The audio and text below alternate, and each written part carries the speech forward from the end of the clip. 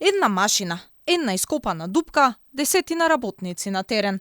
Вака изгледаше третото одбележување за старт на градежните работи на коридорите 8 и 10D, второ на автопатот Тетово-Гостивар. Повторно главните актери во проектот, на чело со Артан Груби, кренаа фама.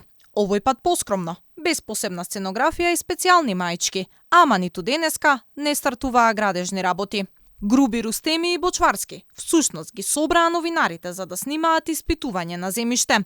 Работниците ископаа една дупка, се зеде малку земја од теренот која треба да се носи на испитување на градежниот факултет. Плановите се прво да стартува изградбата на страничниот алтернативен пат кој ќе се користи додека се гради новиот пат Тетово-Гостивар.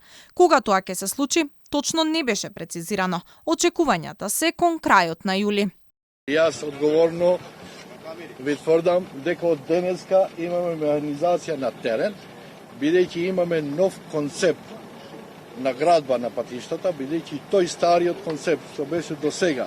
Ние сите сме сведоци колку трајат нашите проекти за изградба на патиштата. Како пример, ние Кичево Орид. Значи 10 години не можеме да го завршиме патот што има 57 километри.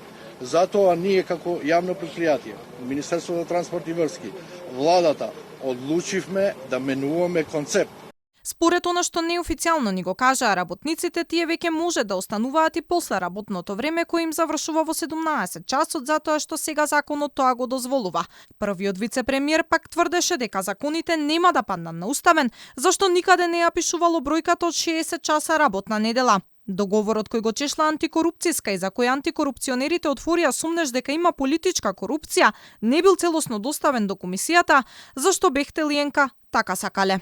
Согласно договорот кој што е потпишан, има клаузула за доверливост и за да се достави до медиумите, до собранието, до ДКСК или било која друга институција, освен јавното обвинителство, мора да има согласност од двете страни, и од владата и од конзорциумот Бехтел и ЕНКА.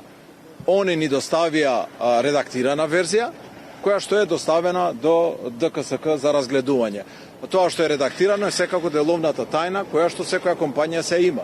Геотехнички мерења како денешното треба да има на секој 100 метри од Гостивар до Струга. Останува да видиме дали и наредниот ископ владата ќе го именува како старт на градежните работи и уште еднаш ќе каже дека дошол големиот ден.